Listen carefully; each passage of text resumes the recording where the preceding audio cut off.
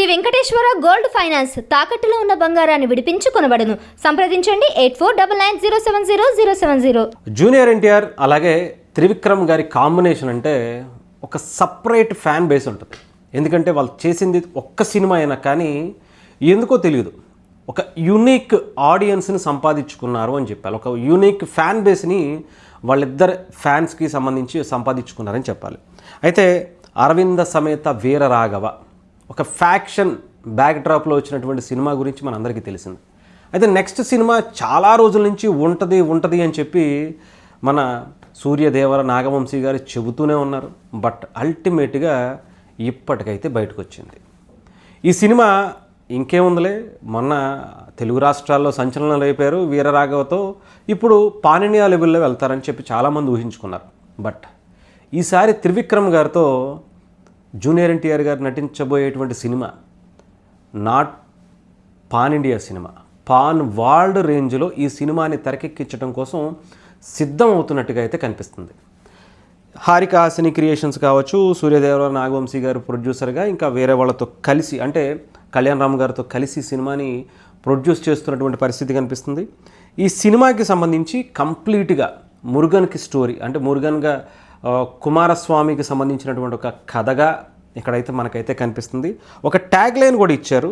Junior NTR గారు tweet చేసింది ఏంటంటే, the son of Shiva, the pride of Parvati, the internal commander అని చెప్పి and once again with Trivikram అని చెప్పి ఇచ్చారు. ఇక్కడ మీరు క్లియర్గా చూసుకుంటే శివుడిది త్రిశూలాన్ని అలాగే కుమారస్వామి ఆయుధాన్ని రెండు కలిపి ఒక డిజైన్ చేసి పోస్టర్ రిలీజ్ చేశారు. ఈ సినిమా గురించి చాలా రకాల కథలు విన్నారు. చాలామంది హీరోలు అంటారు, ఇంకొకళ్ళని చాలామంది పేర్లు వినపడ్డాయి. బట్ అల్టిమేట్గా ఇది ఎప్పటి నుంచో లాక్ అయిపోయినటువంటి సినిమాగా మనం అయితే చెప్పుకోవాలి.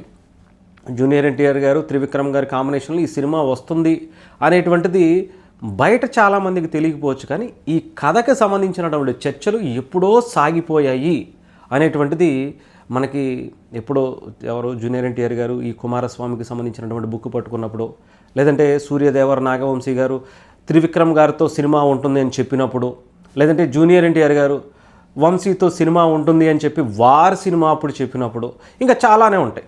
ఇలా ఏది జరిగినా సరే ఇది ఎప్పటి నుంచో నడుస్తుంది అనేటువంటిది అందరికీ ఇప్పటికీ అర్థమైంది.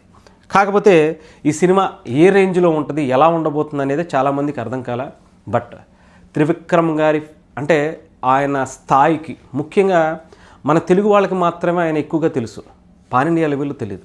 ఈసారి పాన్ వరల్డ్ లెవెల్లో ఎప్పుడో మనకు తెలుసు.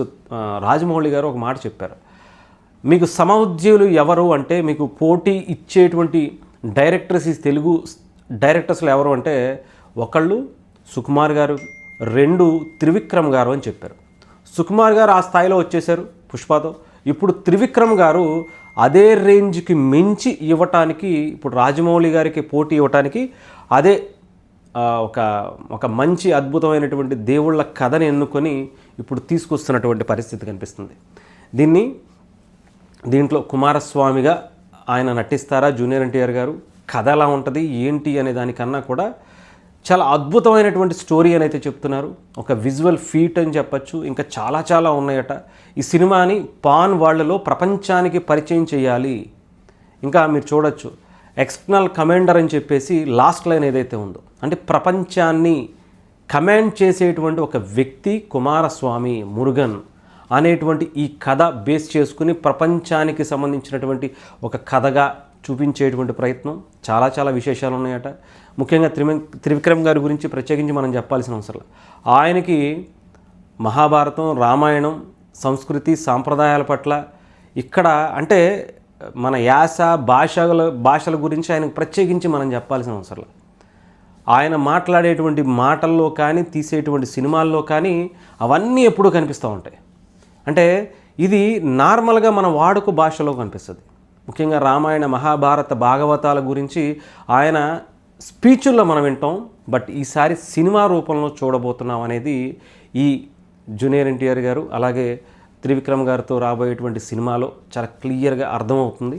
సో డెఫినెట్గా త్రివిక్రమ్ గారి మార్క్, అస్సలు సిస్సలైనటువంటి త్రివిక్రమ్ గారిని ఈసారి పాన్ ఇండియా కాదు పాన్ వరల్డ్ చూడబోతుంది అనేటువంటి రేంజ్లో అటు అనిరుద్ధ్ మ్యూజిక్ ఎలా ఉంటుందో ప్రత్యేకించి చెప్పాల్సిన అవసరం లేదు. అరవింద సమేత వీరరాఘవకే ఆయన మ్యూజిక్ డైరెక్టర్గా అనుకున్నారు, బట్ అది అవ్వలేదు. ఆ తర్వాత మళ్ళీ ఇప్పటికి అదైతే సెట్ అయింది. బట్ ఇది నెక్స్ట్ లెవెల్ బ్లాస్టింగ్ సినిమా అని చెప్పాలి. డెఫినెట్గా జూనియర్ ఎన్టీఆర్ గారి అభిమానులకు మాత్రమే కాదు, తెలుగు లేదా హిందీ సినిమా లేదంటే ఇండియన్ సినిమా అభిమానులకు మాత్రమే కాదు, త్రివిక్రమ్ గారి మార్క్, ఆ డైలాగ్స్ ఈసారి ప్రపంచం చూడబోతుంది, దేశం ప్రపంచం వినబోతుంది. అది తెలుగా, హిందీయా, ఇంగ్లీషా, వేరే ఏ భాష అయినా కానీ త్రివిక్రమ్ గారి మార్క్, ఆ డైలాగ్స్, వాటికి ఎవరైతే ఫ్యాన్ బేస్ ఉంటుందో వాళ్ళందరూ ఈసారి పెరగబోతున్నారు అనేది చాలా స్పష్టంగా అయితే కనిపిస్తుంది.